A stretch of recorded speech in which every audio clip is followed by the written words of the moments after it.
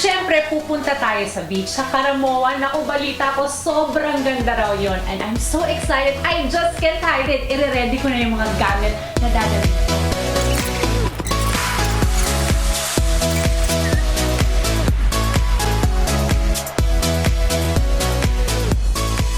Ngayon, on the way kami papunta sa Caramoan Island. So, bago kami makarating dito muna sa CWC, it took us around 12 hours from Manila. And from here sa CWC, another 2 hours going to Caramoan Island. But I believe the travel is so much worth it. I'm excited. Tara!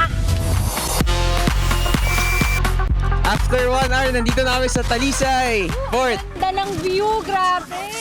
Wala pa tayo sa Caramoan yan, ha? Teaser pa lang to. Tapos ito isasakyan namin, yung speedboat.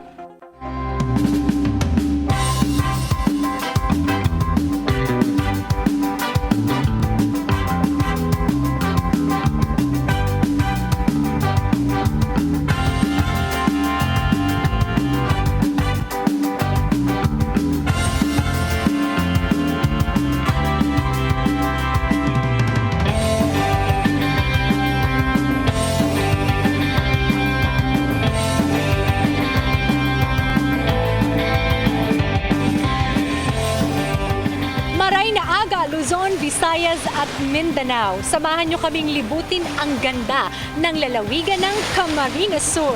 Mayong buntag Pilipinas, ako naman si Jules Giang. Sama-sama natin libutin ang CamSur. Pero bagong lahat, masaya muna namin kayong babatiin ng Good Morning Pilipinas! Woo!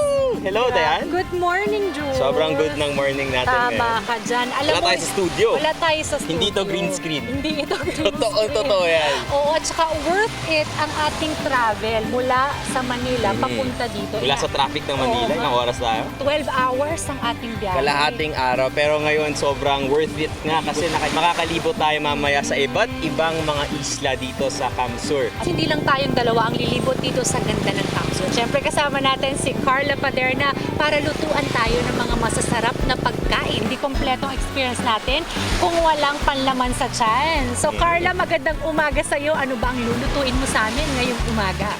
Marina, Aga, Jules at Dayan. Andito ako ngayon sa CWC dito sa Camarines Sur.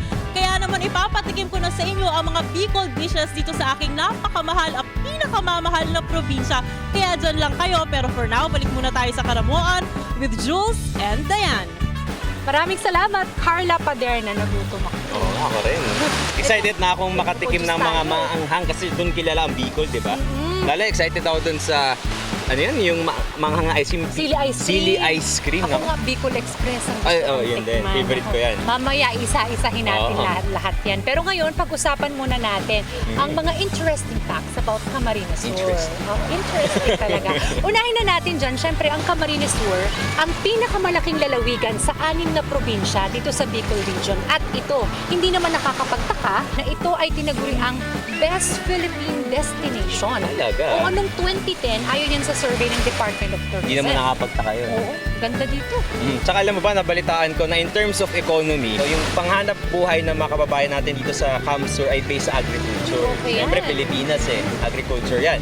Tapos noon, kung maalala mo sa mga history books natin dati, yung mga trivia, pinakamalit na isla sa buong Pandaka mundo. Pigmea ba Pandaka yan? Pigmea. Makikita yan sa Lake Buhi, dito yan sa CamSur.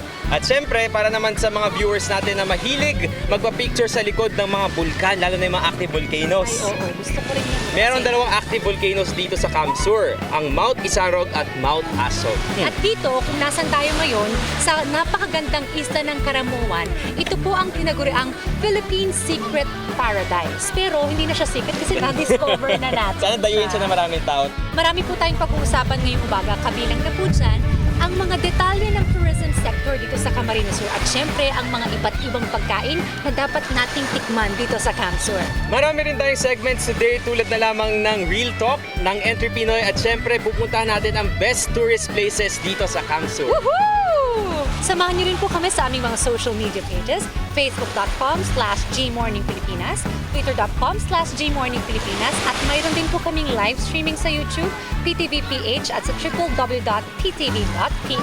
Kaya wag po kayo alis, magbabalik po ang Good Morning Pilipinas!